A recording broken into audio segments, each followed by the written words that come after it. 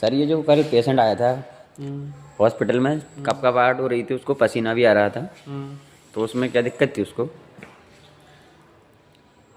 वो जो था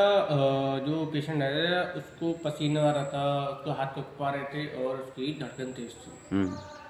उसको जो लेके आते हैं तो लोग सोचते हैं, जैसे अब नॉर्मली घर में क्या होता है, ऐसी कंडीशन हो जाती है तो लोग सोचते हैं कि इसको जो है हार्ट अटैक आ गया या फिर इसको एंजाइटी हो गई वगैरह, मेन चीज़ पे ध्यान नहीं देते। तो उसका जो होता है मेन, देखो उसको एंजाइटी नहीं हुई थी, हार्ट अटैक नहीं हुआ, उसके दिमाग को शुगर की ज़रूरत थी, मतलब वो हाइपोग्लाइसेमिक हो गया,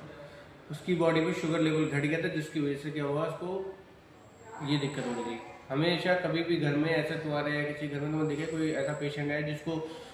क्या हो रहा है, हाथ कँपा रहे हैं, पसीना आ रहा है और क्या हो रहा है, उसकी धड़कन बहुत तेज है, तो ये मत सोचे इसको हार्ट अटैक या फिर एंजाइटी वगैरह हो रहा है, उसको वो नहीं हो रहा, उसको शुगर लेवल घट गया, तो वो हाइपोग्लाइसेमिक पेशेंट है, उसके ब्रेन में शुगर नहीं जाएगी तो वो ऐसे ही रिएक्शन करेगा। तो हमें बस ये देखना है, तो उसके लिए इसीलिए खतरनाक बताया गया हाइपोग्लाइसेमिक पेशेंट को। ना डायबिटिक पेशेंट इतना खतरनाक नहीं होता है, हाइपरग्लाइसेमिया वाला, हाइपोग्लाइसेमिया वाला बहुत खतरनाक होता है। तो उस कंडीशन में अगर घर पर हो तो जल्द से जल्द क्या था, फास्ट एक्टिंग में उसको शुगर दे दो, मतलब वैसे चीनी घोल के दे दो, जूस दे दो, ठीक है, और उसके 15 मिनट के बाद शुगर चेक करो,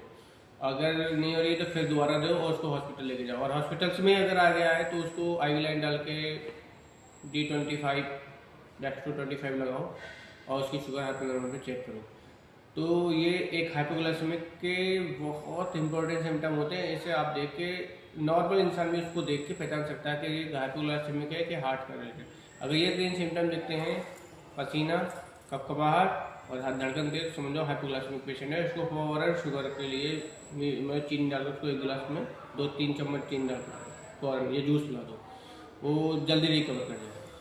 फिर बाद में चाहे हॉस्पिटल ले जाओ। तो वो यही पेशेंट था, वो लेके आए थे जिसमें दिक्कत हो रही थी। ठीक है सर, थैंक यू।